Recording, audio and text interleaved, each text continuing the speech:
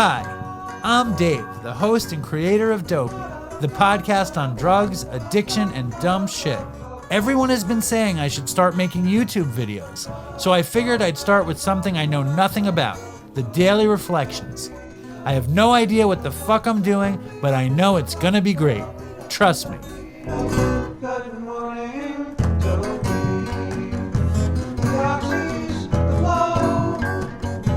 Your favorite podcast. Now a YouTube show. Good morning, Dopey. And welcome to Good Morning Dopey. My name is Dave. I am your host and guide through this incredibly thick little book called The Daily Reflections. I actually, I don't know the Daily Reflections very well. I am a proud 12-step member working a program trying to add the wisdom of this book into my program. And if you know anything about 12 steps, there are 12 of them. There are also 12 months in a year. So the way the Daily Reflections make sense of this is each month focuses on a step. And if you see, I'm wearing shorts. So I hope that's not off-putting, but it's hot. It's like Indian summer. I don't know if that's not a politically correct term, but we're in New York and it's hot. Thunderstorms today if you're a weather buff. And today is November. Did I just say it was October? No, it's November 8th. Right, that's what I said. It's Indian summer in November. Still warm. November 8th, an individual adventure. Meditation is something, also, before we get crazy, it's not really November 8th. It's like September, what is today? 29th. Today's really September 29th, but for you guys, it's November 8th. I just need to keep it at 100, as they say in the street.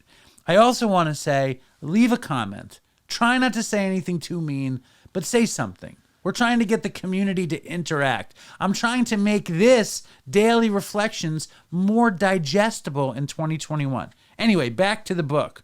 November 8th, an individual adventure. Meditation is something which can always be further developed. It has no boundaries, either of width or of height.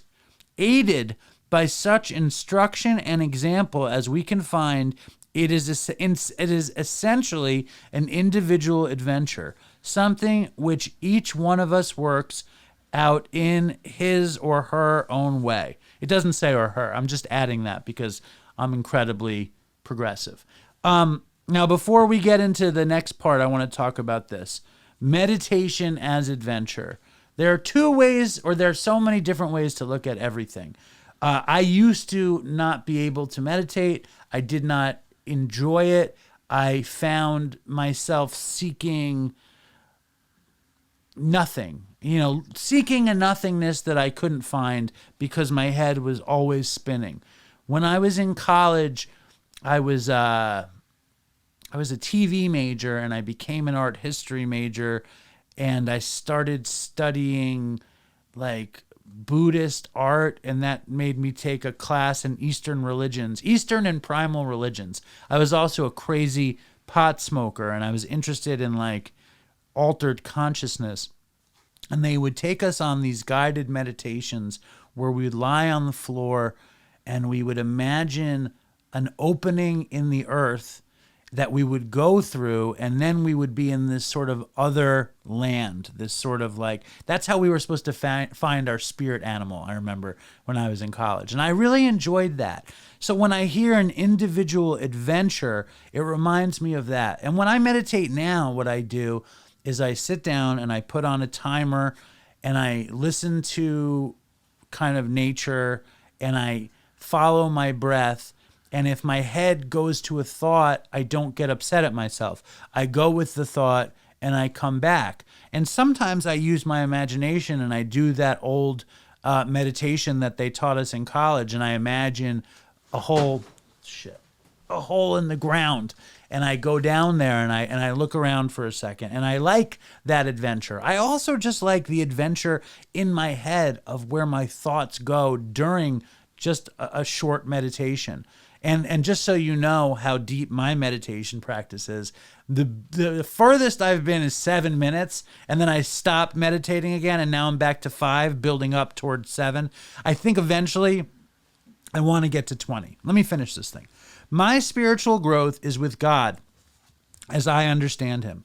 With him, I find my true inner self. Daily meditation and prayer strengthen and renew my source of well-being. I find that to be definitely true. I receive then the openness to accept all that he has to offer.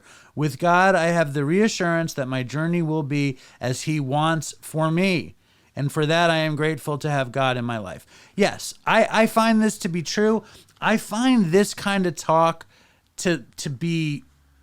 I'm resistant to it naturally. And I think I know a lot of people that are also resistant to that. If I read that to my friends or to people that I know that might be on the fence with 12-step stuff or on the fence with recovery, like this kind of stuff pushes them away.